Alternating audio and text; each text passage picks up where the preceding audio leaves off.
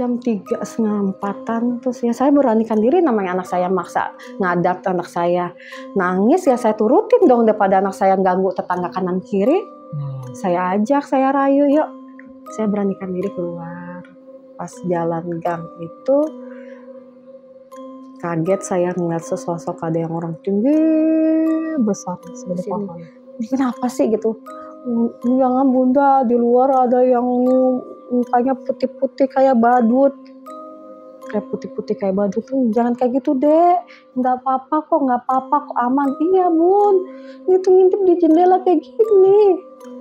Pas saya mau tutup hordeng, kebuka dikit itu kayak pocong, bolak balik lagi. Pas saya mau bangun, saya kaget.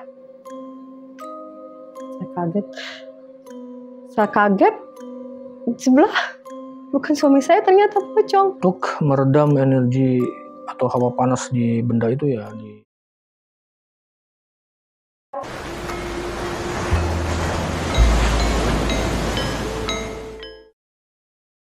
Assalamualaikum warahmatullahi wabarakatuh. Kembali lagi di channel Lautan Mistis. Seperti biasa bersama gue Rizko. Kali ini kita kedatangan satu narasumber yang mau cerita tentang pengalaman pribadinya ketika narasumber kita membawa suatu barang ke dalam rumah dan mengalami gangguan, berbagai gangguan ketika membawa barang tersebut. Jadi gimana ceritanya, kita sapa dulu. Samping gue udah ada Mbak Mita. Halo Mbak Mita. Halo juga Mas. Gimana kabarnya Mbak? Alhamdulillah baik. Alhamdulillah baik. Nah, kali ini mau cerita tentang apa nih Mbak?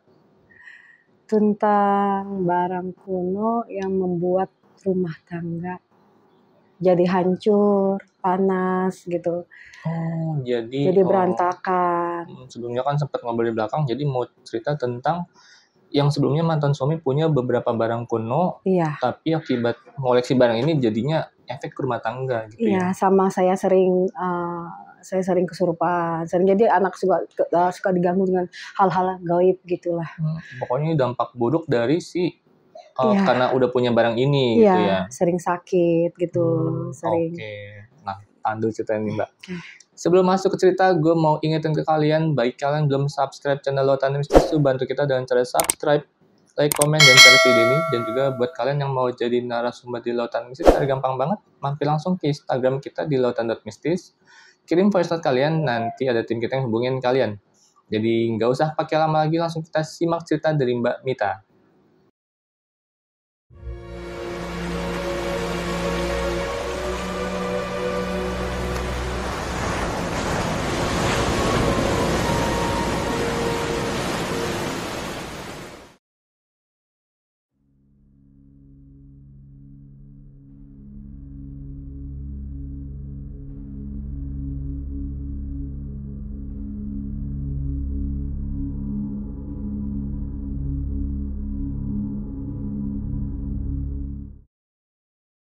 Jadi gimana ceritanya Mbak?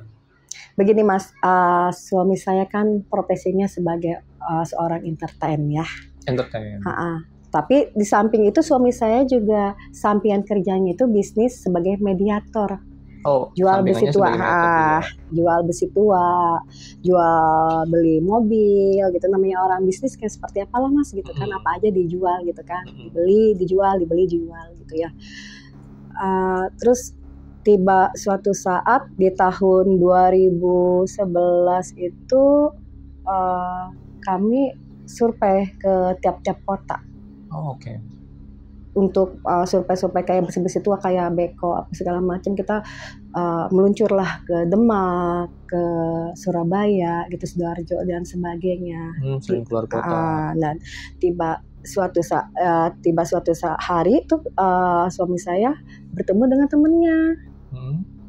Terus temennya itu orang seniman juga. Maksudnya orang seniman itu menawarkan ada barang katanya. Di orang tua saya, guru saya. Barang apa gitu kan? Oh, saya nggak berpikiran yang aneh-aneh macam-macam ya.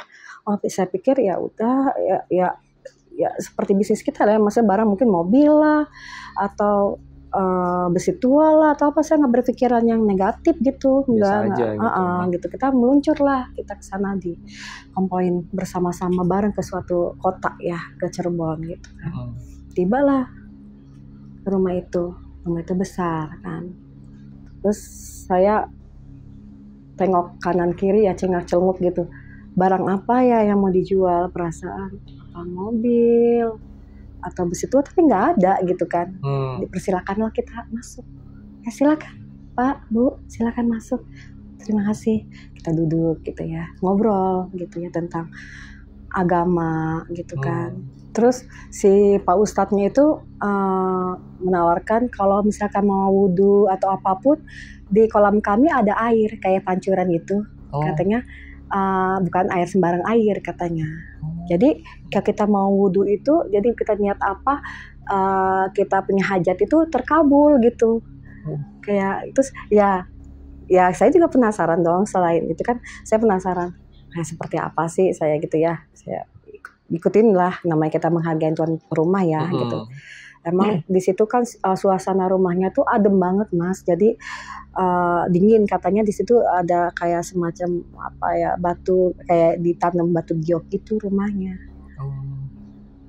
Jadi tanam batu giok di dalam itu, jadi bawahnya tuh adem gitu rumahnya gitu kan.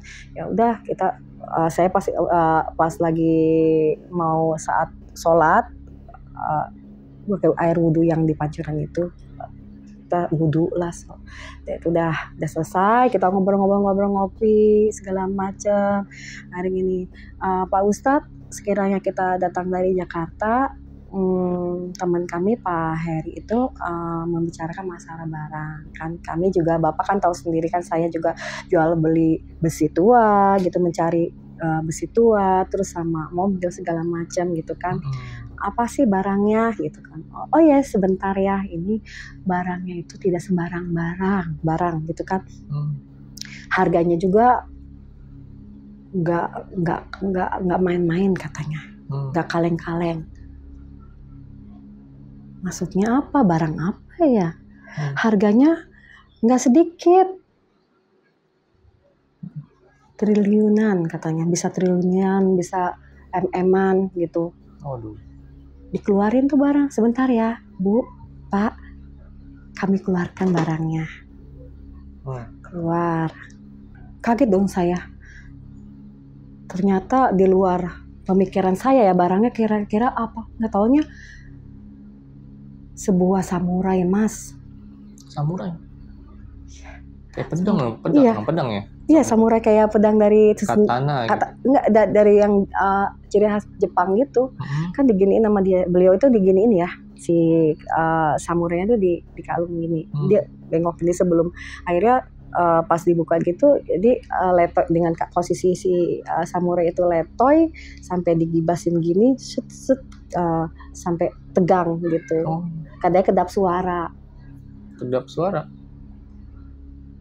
Katanya sih kedap suara. Kalau zaman Jepang itu kalau tebas orang tuh nggak bersuara gitu.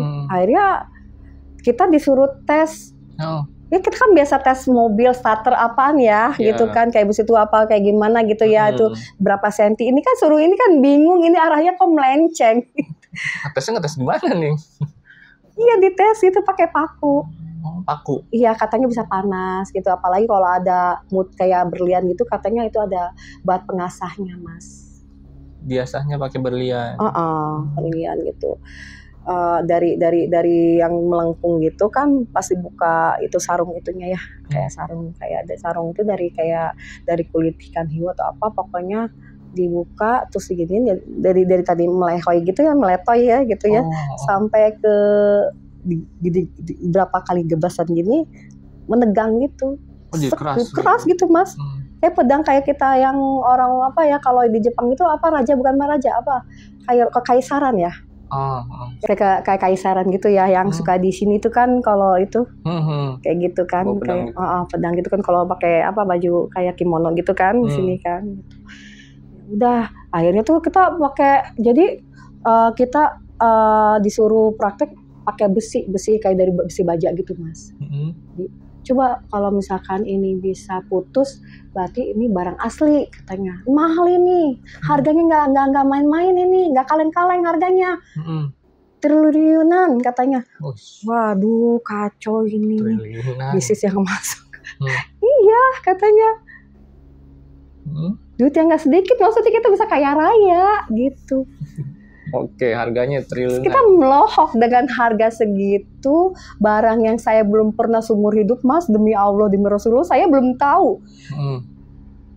Barang itu kayak apa, saya juga aneh kan, bener-bener aneh.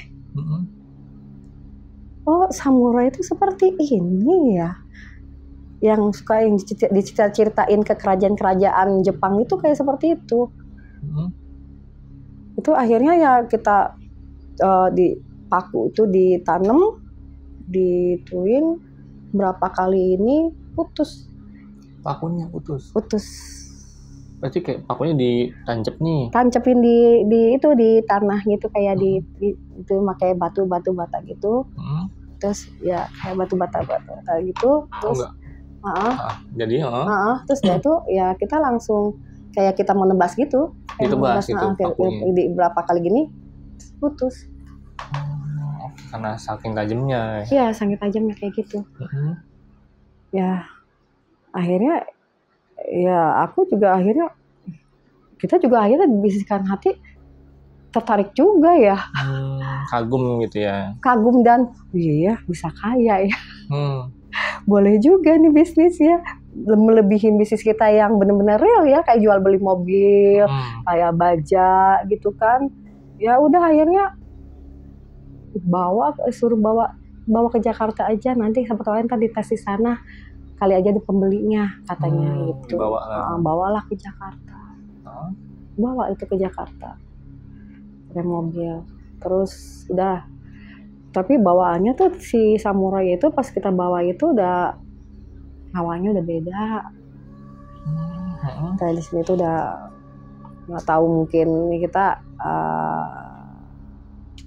apa kita mitosnya atau apa emang perasaan kita aja gitu ya, mikir apa ini asli atau bukan gitu kan, atau dari pusaka apa gimana ya. Saya juga tahu bentuk wujud barangnya juga baru kali itu aja, kali pertama itu Mas. Baru ngeliat pertama kali. Jadi bawa tuh si barang itu dibawa dimasukin dalam peti gitu, akhirnya tuh dimasukin dalam lemari kan.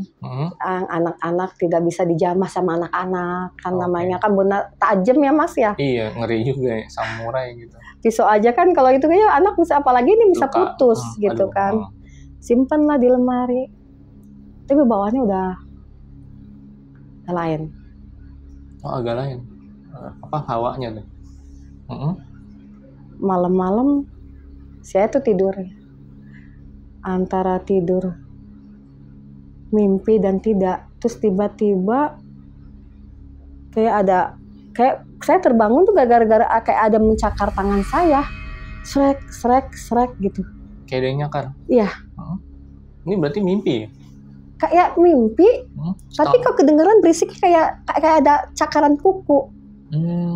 Setengah sadar berarti. Udah terbangun terus saya tersadar, terus kok perih, tangan saya kok perih ya. Pas saya lihat ini kok kayak cakaran, terus kayak terkopek gitu. Kayak luka gitu ya? Kayak luka, ini daging saya kelihatan. Aduh. Kayak kecongkel gitu sedikit. Nggak tahu karena apa itu? Nggak ngerti. Saya juga kaget, bingung. Kok aneh ya? Seumur-umur saya belum pernah gitu kan. Sampai apa ini kayak terkuak gini. Sakit banget Mas. Saya akhirnya lanjutin tidur, tapi takut. Saya mau meluk suami saya, takut gitu, bangunin ya. Ya bangun ya, aku mimpi buruk. Apa sih Bun? Tapi kok kayak ada yang nyakar. Saya mimpi buruk tapi kok kayak kenyataan ini. Ini saya terkopek. Sakit, perih. Akhirnya saya melanjutkan lagi tidur, udah gak kepikiran, udah ya aneh-aneh. Besok paginya saya beraktivitas lagi seperti biasa, saya nyapu segala macam. Keesokan harinya, terus tiba waktunya menjelang maghrib, saya lagi nonton TV sama anak-anak, berkumpul, bercanda. Makan tuh ya kita ya, ngumpul, bercanda gitu, ngobrol gitu. Terus tiba-tiba saya nggak sadar Mas, Tiba-tiba nggak sadar. Saya kesurupan. Heeh.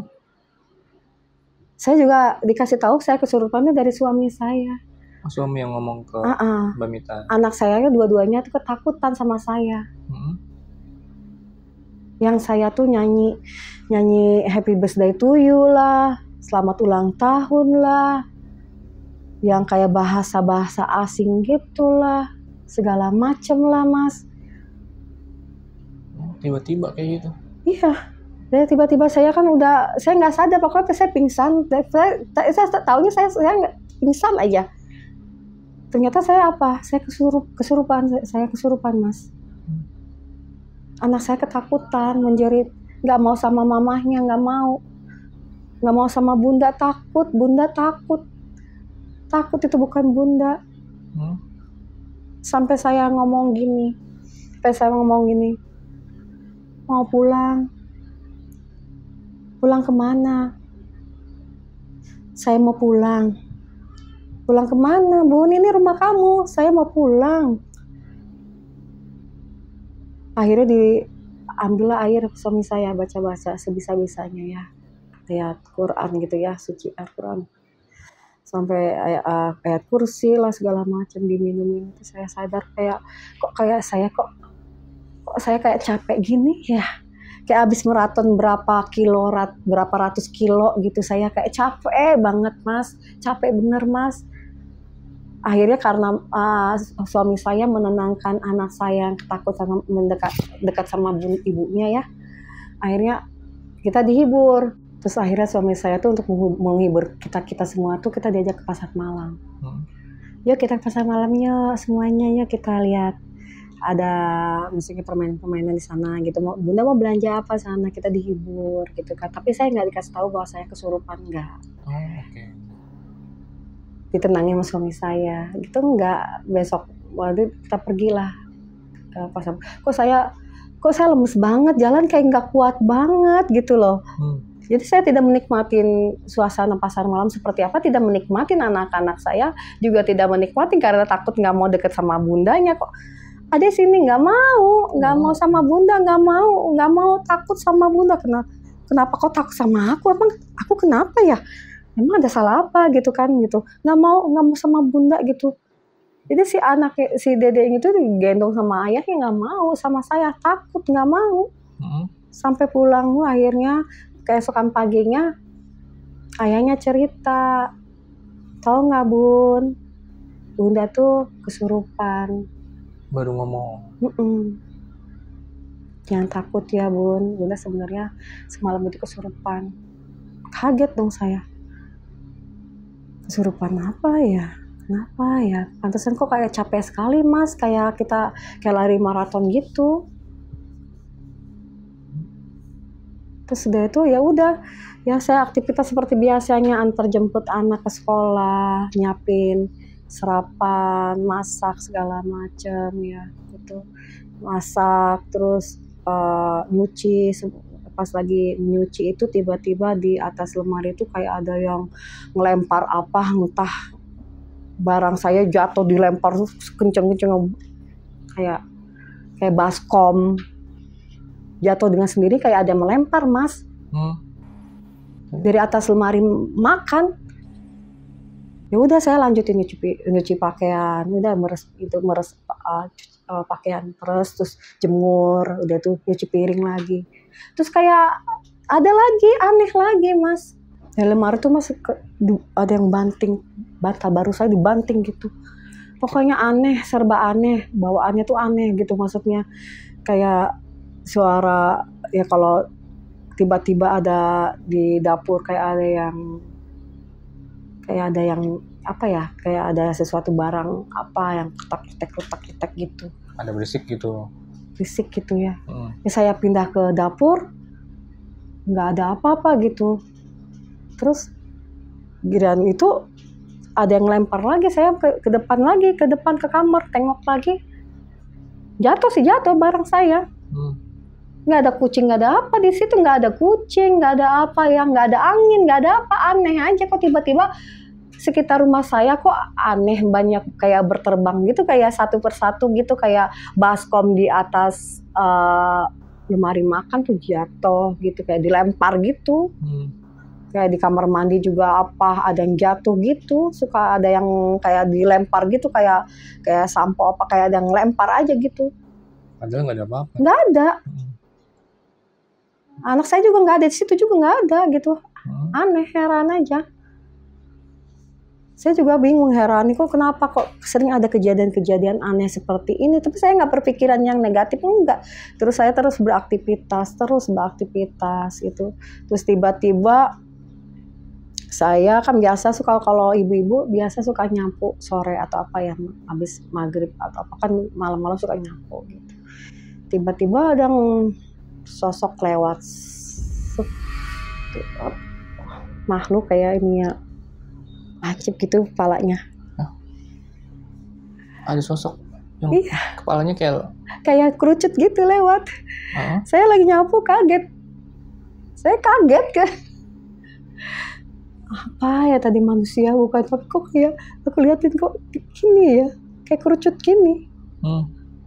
Itu ya udah, aku balik. Terus akhirnya anak saya yang kecil itu main di luar kan, udah malam ya.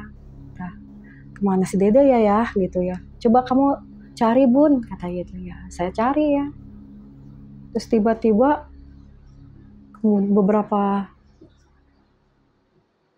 jam kemudian tuh lewat, tangan kebalik kan, kalau kita kan tangan ini di depan, ini kebalik, ini kurus gitu ya, ini punya caplan gitu. Kurus kayak ini, kayak kerongkongan, kayak apa ya, kayak orang, bukan kayak tengkorak, bukan kayak orang kurus yang cuma tulang aja gitu. Langsung lari. Sosok kurus gitu. Kurus, tangannya ke belakang. Bukan, kalau kita kan di normal di depan ya, ini di belakang gitu. Lewat depan rumah saya. Sering banget kayak gitu Mas, nggak sekali dua kali. Udah tuh saya beraktivitas lagi seperti biasa, manggil anak saya kan. Dan manggil anak saya, terus saya sholat malam, terus tiba-tiba saya udah sholat malam, yang saya aktivitas seperti biasa ya gitu ya, sampai sholat subuh. Anak saya minta keluar, Bun minta keluar. Bunda mau keluar, mau kemana? Pengen keluar Bun, tukang sarapan belum ada yang buka, mau nasi uduk belum ada yang buka, nasi uduk Dek, mau keluar Bun. Tumben mau keluar, anak saya pengen keluar, minta ngajak keluar terus Mas, maksa gitu. Waktu jam juga belum subuh amat, belum. Jam 3:30-an, terus ya saya beranikan diri, namanya anak saya maksa ngadat anak saya nangis ya, saya turutin dong, daripada anak saya ganggu tetangga kanan kiri. Saya ajak, saya rayu, yuk. Saya beranikan diri keluar. Pas jalan gang itu kaget saya ngeliat sesosok, ada yang orang tinggi besar segede pohon, satu lagi pendek, tiga makhluk kayak gitu dari arah saya, terus arah mau ke sana, ke jalan raya gitu. Saya ngeliat tuh penasaran, ini orang bukan, serem banget. Gendong anak saya, buru-buru gendong, ya Dek kita pulang ya, lari. Saya lari kenceng, tutup pintu, langsung tutup pintu rapat, lari kenceng-kencengnya. Sampai bangunin suami, bangun. Apa Bun, bangun gitu. Tadi Bunda nggak sengaja lihat sesosok orang gede banget, tinggi banget ya, segede pohon kelapa, sama yang satu kecil, yang satu ini. Itu kok aneh ya, sering banget Bunda, sering banget, nggak sekali dua kali ini ya, sering diketemukan sosok-sosok yang aneh-aneh, bentuknya macam-macam. Apa yang di lingkungan rumah ini gitu, tapi nggak sebelumnya, nggak ada Mas, nggak pernah sebelumnya. Aman, nggak pernah. Bukan sekali dua kali Mas. Ya udah, akhirnya ya udah Bun, kamu mah sugesti kali, udah kamu mah cuma salah lihat kali Bun gitu kan. Apa karena efek kamu lapar kali? Enggak ya, beneran Bunda lihat, enggak kamu lapar kali Bun, efek kamu lapar. Terus orang jelas saya melihat kok. Ya akhirnya udah saya udah aktivitas lagi seperti biasanya, aktivitas ya. Mau sholat maghrib kan ceritanya ya, anak saya gitu kan, pertamanya anak saya ngejerit yang si kecil sama abangnya, bunda gitu kan ngikutin saya wudhu gitu ya, ngintilin gitu, pegang bunda ikut mepet di sini.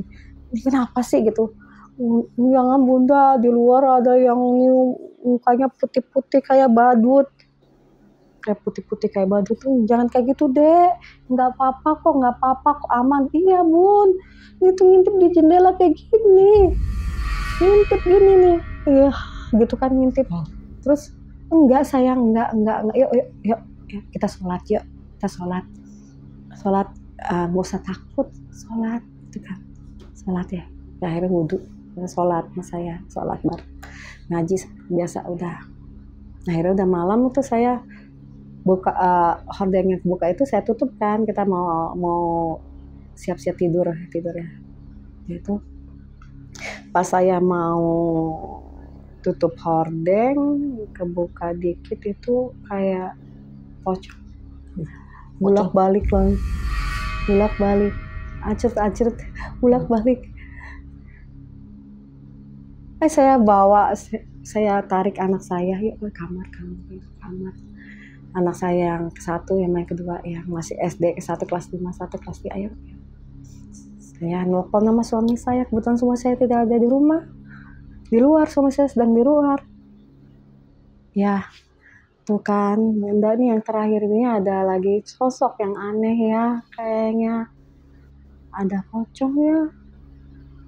Bunda halu kali, beneran, bolak-balik di teras rumah, acut gitu. Salah lihat kali bun, sugesti banget sih kamu, beneran. Saya telepon sama suami saya sampai saya berdebat sama suami saya, bener ini saya bener, saya nggak halu, saya normal, saya nggak gila. Ya udah saya tutup, ya udah ya akhirnya baca sampai tidurin anak saya tenangin anak saya ketakutan karena panik, karena shock melihat sosok yang wajah yang putih yang kayak kata mereka sih kayak kayak anak kecil dibedakin atau kayak badut gitu. Kayak badut. Akhirnya saya tenangin, tidurin, pok anak saya, pokin terus tidur sembari saya mikir, ini kenapa ya akhir-akhir ini kok rumah saya selalu diteror sama hal-hal yang tidak yang kasat mata gitu ya, yang buat saya tidak nyaman mas. Tidak nyaman, rasanya saya mau pindah mas. Saya nenangin anak saya tapi jiwa saya tidak tenang, mental saya tidak tenang, ketakutan ada. Saya nenangin anak saya tapi saya juga ketakutan. Saya kesal sama suami saya, ini ada apa gitu kan, kenapa beberapa waktu ini kok rumah selalu ada yang aneh, kayak barang tuh ada yang dilempar dari atas, kayak ada suara kutak-kutuk di dapur, kayak ada suara yang itu palu lah, kayak kita ada yang masak atau yang ngiris-ngiris bawang lah mas. Aneh pokoknya. Terus udah tibalah suami datang gitu kan. Hawa itu emang rumah itu udah lain mas. Suami saya juga udah lama-kelamaan suami saya tuh kayak benci sama saya mas. Kayak deket saya tuh kayak nggak mau deket saya gitu, kayaknya tidur apa tuh nggak mau barengan lagi, nggak mau. Suami saya di ruang TV, saya itu di kamar gitu. Kayak benci, kayak pertengkaran selalu, pertengkaran hebat selalu ada. Jadi kalau saya tuh selalu amarah, akhirnya temperamental.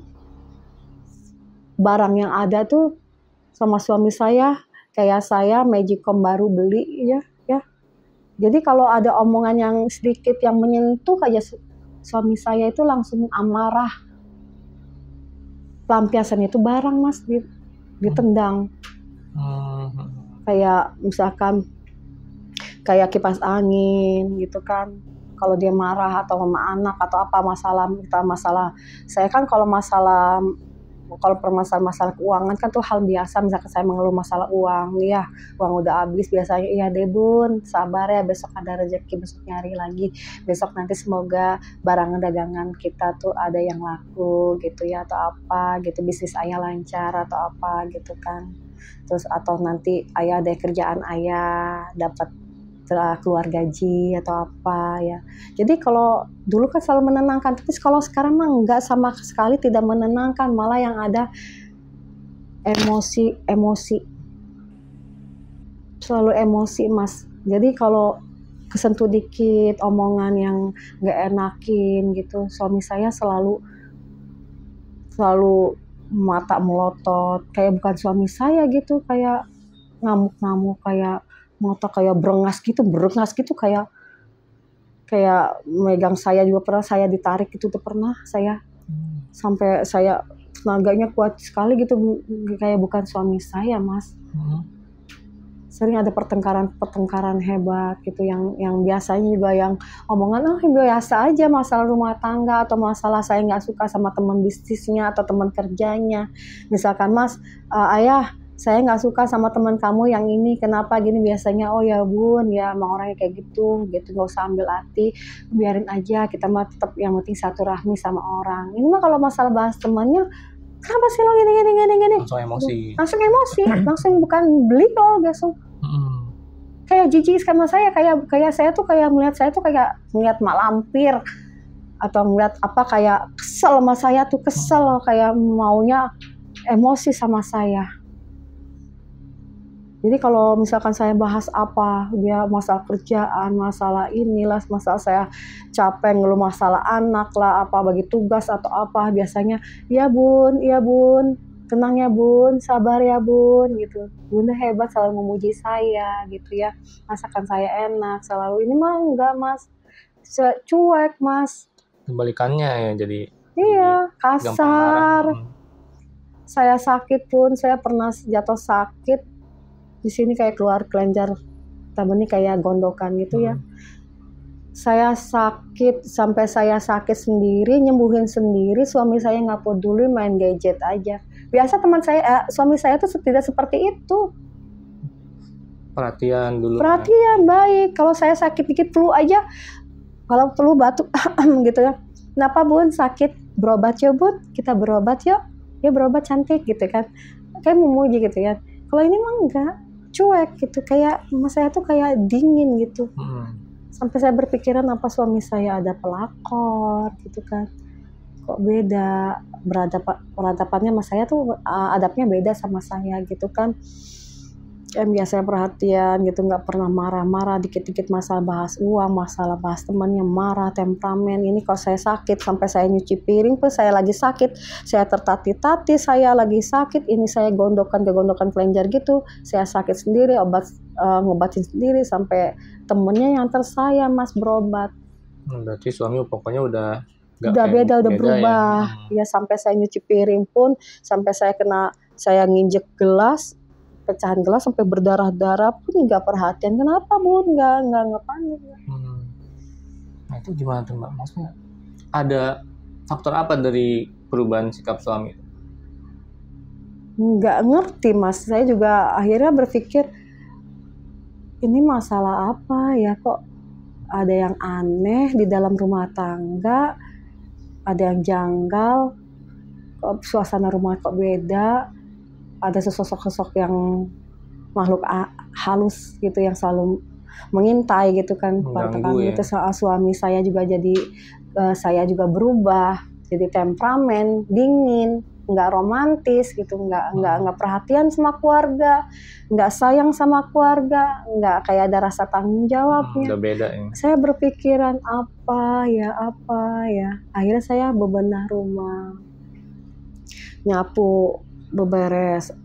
Kok saya pengen ngelipetin pakaian ya, saya pengen ibaratnya pengen bersihin lemari ya gitu kan, pengen saya rapihin lemari. Pas saya satu persatu pakaian saya lipat gitu kan, saya setrika, saya masukin itu, terus saya pas buka yang tempat yang lemari satu lagi yang ada gantungan itu, pas buka saya ingat sama samurai ini. Kata saya berpikir terjenak ya, terdiam dulu. Apa ini? Maksudnya apa ini biang keroknya semua di dalam rumah tangga saya gitu. Gangguan semua di dalam rumah tangga saya, apakah ini? Kata saya, apa saya kembalikan aja sama yang punyanya ya. Saya mikir lagi, ini kayaknya ini yang semua penyebabnya semuanya ini. Akhirnya saya memberanikan diri sama suami saya. Biarkan saja suami saya mau marah, mau apa. Ya, kayaknya Bunda nggak betah deh ada barang ini. Kembalikan aja yuk sama yang pemiliknya. Jangan, ngapain? Kan belum laku, belum ada pembelinya. Ini baru ada nawar-nawar. Nanti kalau ini laku kan kita bisa kaya, Bud. Tetap bertahan. Tapi saya rasanya pengen disingkirkan itu barang gitu. Anak saya juga sering diganggu, sering nangis, sering apa. Tapi suami saya tetap ngotot, nggak mau, tetap meyakinkan barang itu bisa membuat kita kaya raya. Sulit, orang udah punya manage seperti itu ya sulit, Mas. Tidak memikirkan efeknya, buruknya seperti apa, tidak. Yang mikirinnya materi, yang mikirinnya nanti kita sukses, kaya gitu kan. Udahlah ya, kita berhenti deh ya, kita kembalikan aja sama punyanya, bilang aja pembelinya nggak ada. Jangan Bun, ini lagi mau dites ini sama para mediator, pengen ke Jakarta, ada yang dari Malaysia pengen ke Indonesia gitu kan, pengen survei mediator dari Malaysia, yang ada dari Singapura, ada datang gitu Mas dari Singapura, Malaysia itu mau ke Indonesia katanya. Jadi yang mediatornya bukan dari Indonesia aja, tapi dari luar negeri, kayak Singapura, kayak Malaysia gitu. Entah mungkin mereka juga penasaran sama tuh barang, bukan karena belinya atau entah beneran ada duit atau tidak, nggak tahu gitu. Nah, akhirnya ya saya pengen kembalikan itu barang. Akhirnya saya ya udah Bun, ya udah ya, sekarang ayah milih ini aja deh, ayah pilih saya anak atau di barang ini. Saya nggak mau, biarkan saya hidup sederhana apa adanya. Saya nggak pengen kaya, saya nggak mau. Daripada kita kaya, bukannya kaya, nggak tenang hidup, nggak tenang. Pokoknya banyaknya serba aneh di rumah ini. Kamu juga udah nggak perhatian sama anak. Kamu juga udah nggak sayang sama anak. Kamu juga bawaannya marah sama anak, sama istri. Bawaannya sama saya benci banget, jijik banget sama saya. Saya nggak mau, pokoknya apapun alasannya. Kalau emang kamu pengen memilih itu silakan. Saya mau angkat kaki dari sini. Saya mau menyelamatkan mental saya sama anak saya. Sering berantem anak saya. Akhirnya kan nilainya gara-gara gitu, nilainya anak saya kan anjlok Mas. Sering pertengkaran, cekcok gitu kan.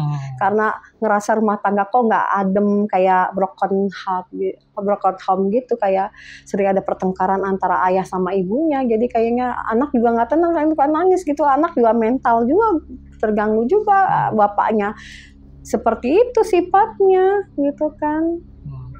Bapaknya juga mudah marah-marah gitu kan. Ya akhirnya saya memutuskan untuk hengkang dari rumah itu Mas. Pergi dari rumah itu? Saya memutuskan, akhirnya saya bebenah rumah. Suami saya hari kan pergi kan karena pertengkaran itu, karena saya pengen misalnya menyingkirkan barang itu. Tapi suami saya pengen barang itu tetap ada dan pengen dijual jadi duit. Dia meyakinkan barang itu bakal kita jadi kaya gitu. Padahal dalam rumah tangga itu bikin gak nyaman. Tidak bahagia, tidak tentram, tidak nyaman lagi, pokoknya tidak ada keharmonisan, tidak adem, di rumah itu panas bawaannya gitu kan. Karena barang itu pokoknya. Akhirnya saya tuh ya udah, suami saya karena emosi pergilah. Udah pergi, saya akhirnya ngerapin pakaian, masukin dalam ya rapi, lipet-lipet dalam koper. Saya mau pergi sama anak saya ke orang tua saya. Pas itu akhirnya lah kan saya kan udah beberes, udah apa, lampu seperti biasa. Kalau saya kan kalau tidur kan biar enak mati ya, matiin ya udah ya akhirnya nggak tidur. Pas tidur nggak lama terus saya tidur lap gitu kan, biasa ditidurin anak kan sembari cerita gitu kan, lap tidur. Akhirnya kayak terus kok perasaan di sini saya ada kayak menimpa di perut saya Mas, kayak tangan itu kayak berat gitu. Saya pikir suami saya datang lagi nih gitu ya. Pas suami saya datang lagi nih saya pikir gitu kan. Pas saya terbangun gitu kan, kok makin berat gitu, kayak ini perut saya kayak kayak perut saya ada di tangan suami saya gitu kan. Terus kakinya saya kayak itu pakai kakinya dia. Oh ya suami saya mungkin mau minta baikan lagi gitu ya, mau rujuk atau apa, ngerayu saya atau apa. Udah saya juga senang gitu ya. Ya udah deh, saya juga minta maaf. Saya nih pas mau ngomong gitu, pas saya mau bangun saya kaget. Saya kaget sebelah bukan suami saya, ternyata pocong. Saya kaget, ikut kaget. Oh, pocongnya kaget juga? Iya, saya kayak nengok gini, dia juga nengok gitu. Saya terbangun duduk gini, dia ikut duduk gini. Oh. Terus saya nengok gini, ikut nengok gini. Tatap-tatapan Mas, ya Allah Mas. Darahnya, ya Allah. Saya kan kaget ya. Ya saya kan dia kan saya tidur gitu, saya bangun kaget gini, dia kan nengok saya, dia ikut nengok saya juga. Ikut nengok. Terus saya duduk gini karena saya pengen duduk, pengen nari gitu Mas, duduk gini, ikut-ikutan duduk gini. Nengok, ikut-ikutan nengok.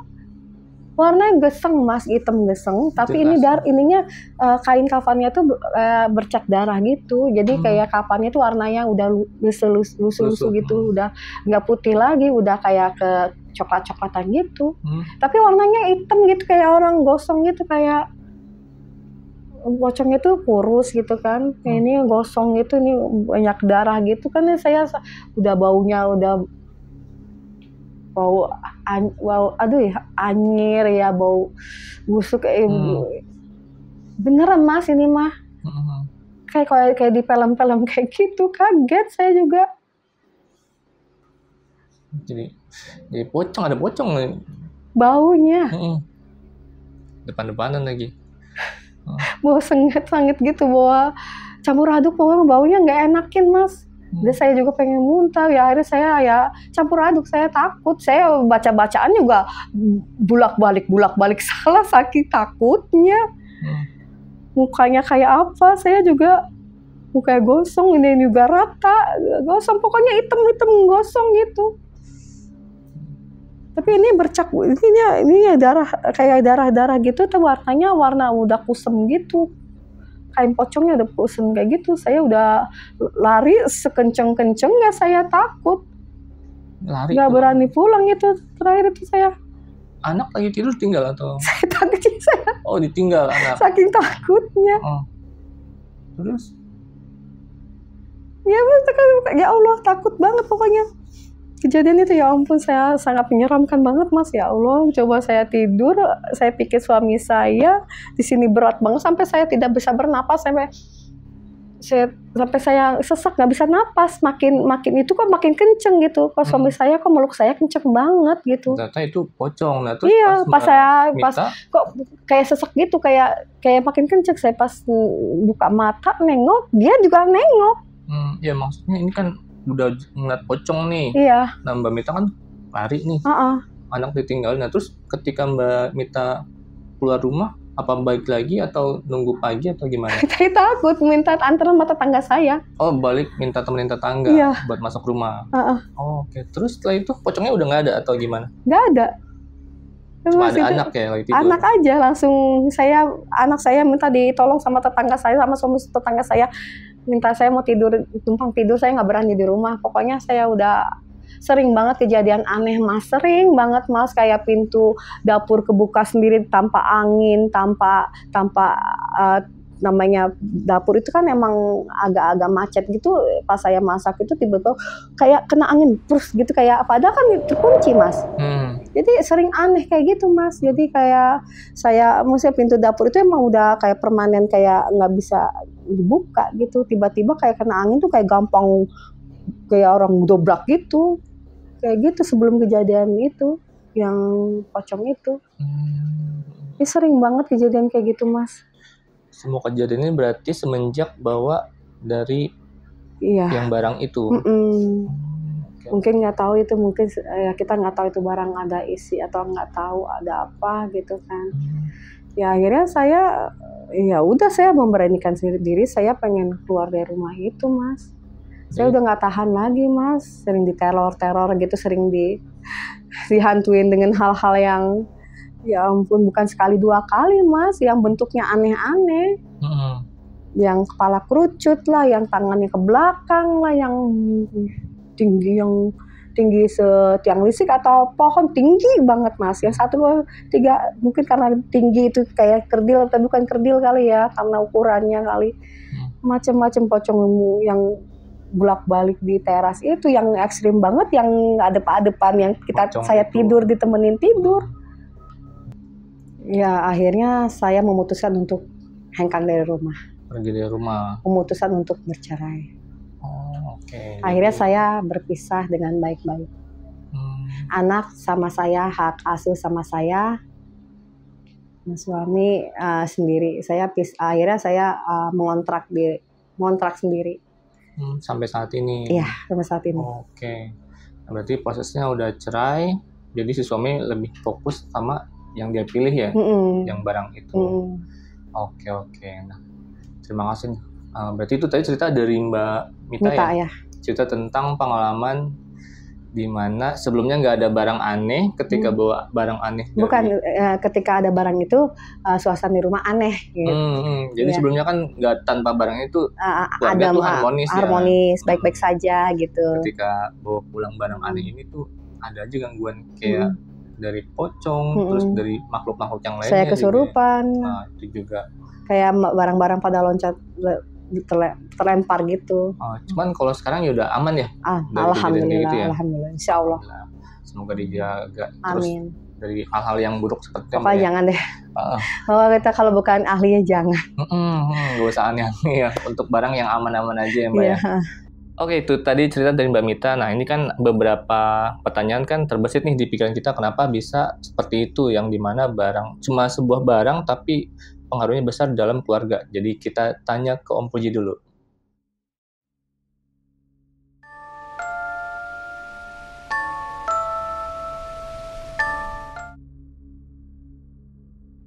Nah, tadi kan Om Puji denger nih ceritanya Mbak Mita, di mana Mbak Mita dan suami bawa satu barang, itu barangnya berbentuk samurai atau pedang Jepang, di mana sebelumnya ini keluarganya harmonis, cuman ketika pedang ini datang, barang ini datang, cuman ada pengaruh besar di mana rumah jadi terasa panas dan juga ada penampakan atau gangguan lainnya gitu. Itu menurut Om Puji gimana tuh? Ya, baik, gini. Bismillahirrahmanirrahim.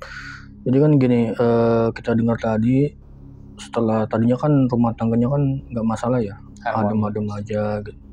Begitu suaminya bawa pedang samurai dengan iming-iming kalau dijual kan harganya bisa miliaran ya, triliunan. Iya, triliunan. Tapi di balik itu semua kan terjadilah si Mbak Mita ya, dia melihat sosok ini sehingga rumah tangga jadi panas, terus bertengkar, akhirnya berujung bercerai kalau nggak salah ya, bercerai.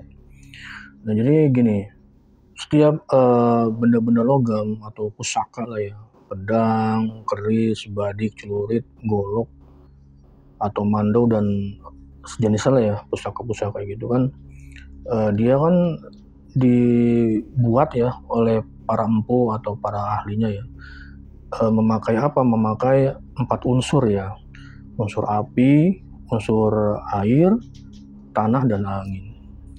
Sehingga benda-benda tersebut memiliki energi nih Bang Rizkoni, memiliki energi.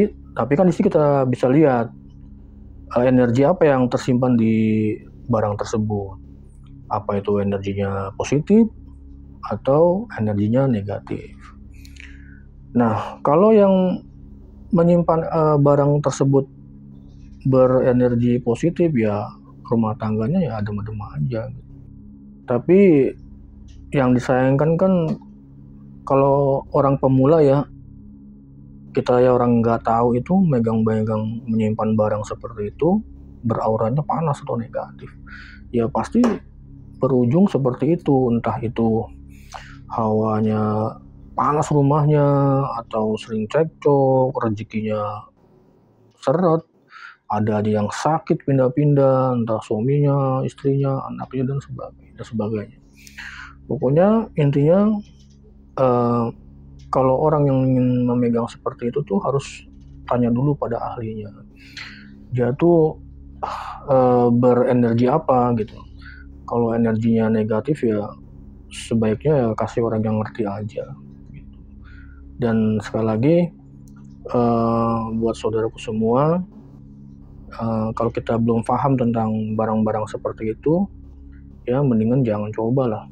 Karena energinya seperti itu, Mas Rizko. Berpengaruh ya. Berpengaruh seperti itu gitu. Oke.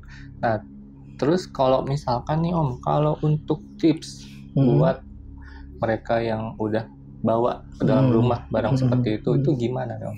Baik, untuk meredam energi atau hawa panas di benda itu ya, di benda pusaka lah taruhlah ya, seperti pedang dan lainnya, keris dan lain.